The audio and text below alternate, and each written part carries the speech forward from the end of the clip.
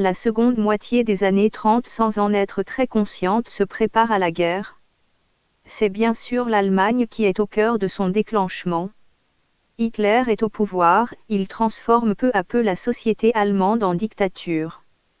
Il est suivi par la majorité des Allemands qui lui attribuent un tas de bienfaits, il a résorbé en grande partie le chômage, on travaille à nouveau même si c'est surtout pour l'effort de la guerre à venir. On pense bien sûr qu'elle n'aura pas lieu, c'est juste un droit de la nation à assumer sa protection contre l'ennemi. Les joutes oratoires du chancelier allemand tétanisent les foules. Il s'élèvera presque dans les esprits à la hauteur d'un dieu voulant bâtir une Allemagne millénaire et faire de son peuple des demi-dieux. Nous savons que la réalité fut bien différente.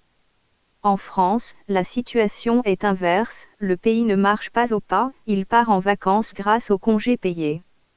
On aborde la notion de semaine de 40 heures, accompagnée de l'instauration des conventions collectives. Le Front populaire, une alliance des partis de gauche, triomphe de 1936 à 1939. Des années rieuses avant le déluge. Au niveau vestimentaire, ni l'Allemagne, ni la France, n'apportent des révolutions dans la mode. Les dessous sont toujours dessous, les maillots de bain commencent à se composer de 2 pièces, mais c'est encore assez osé de se montrer ainsi, impensable pour une mère de bonne famille.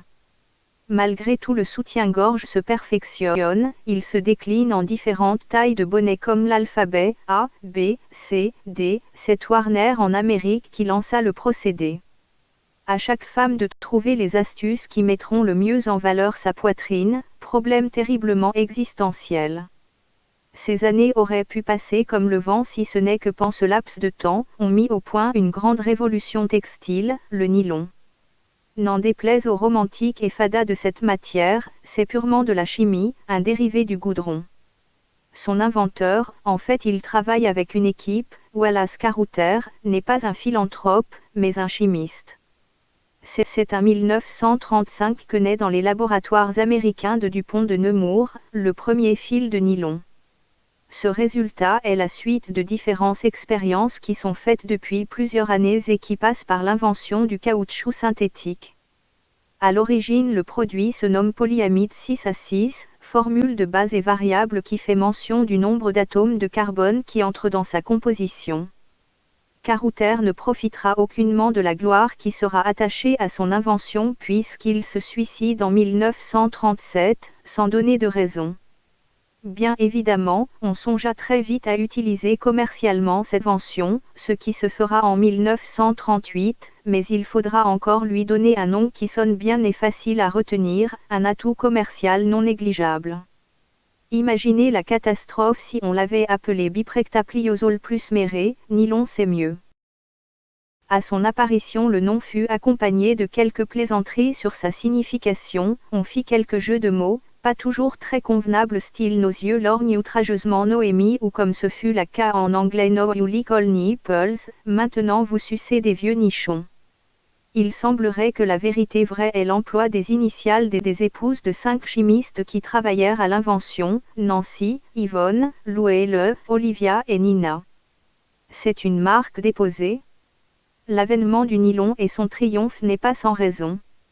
De fabrication facile, une fois la formule mise au point, il ne fait pas appel à des matières premières nobles comme la soie, d'où son coût relativement bas.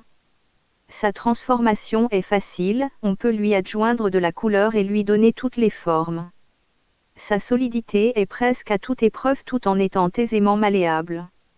Je suppose que vous avez tout vu un film où un bas nylon sert à remorquer une voiture aussi facilement qu'avec une corde. Par contre, couper le fil à angle droit avec une paire de ciseaux est très aisé.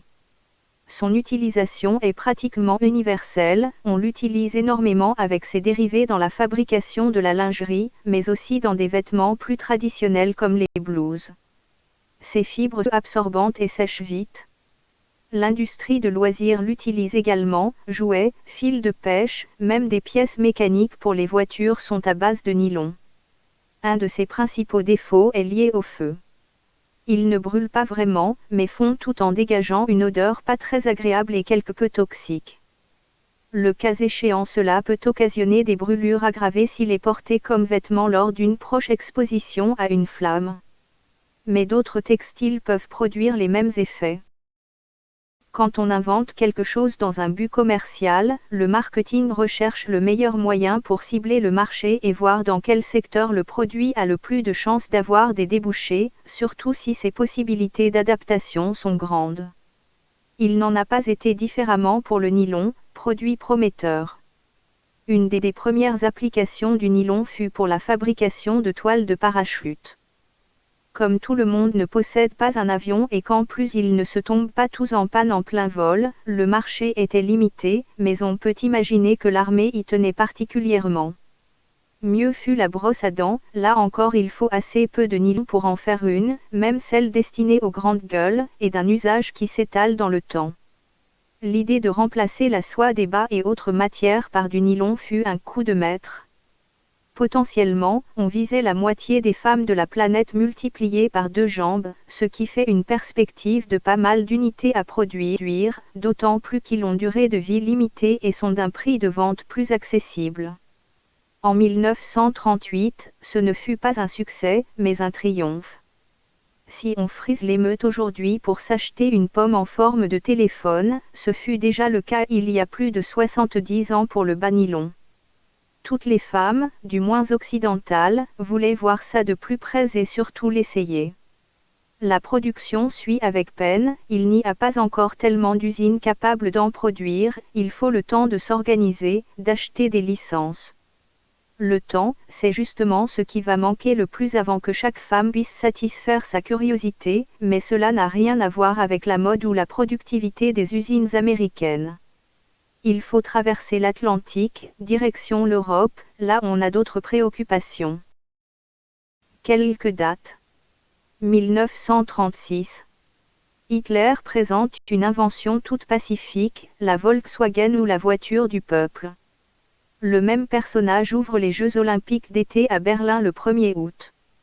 Début de la guerre civile en Espagne. Premier congé payé en France.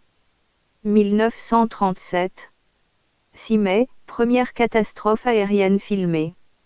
Le dirigeable allemand Hindenburg s'embrase lors de son atterrissage en Amérique dans le New Jersey. 1938. Le 12 mars, les troupes allemandes commencent l'annexion de l'Autriche.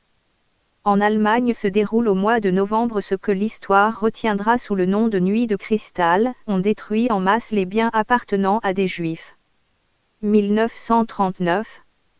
1er septembre, invasion de la Pologne par les Allemands, le monde devient fou. C'est quand même sublime. C'est d'abord esthétique avant d'être sexy. C'est quand même agréable d'être une fille, une femme qui travaille, qui peut se permettre de porter des porte-jartelles parce que c'est effectivement bien plus joli, bien plus féminin, bien plus élégant.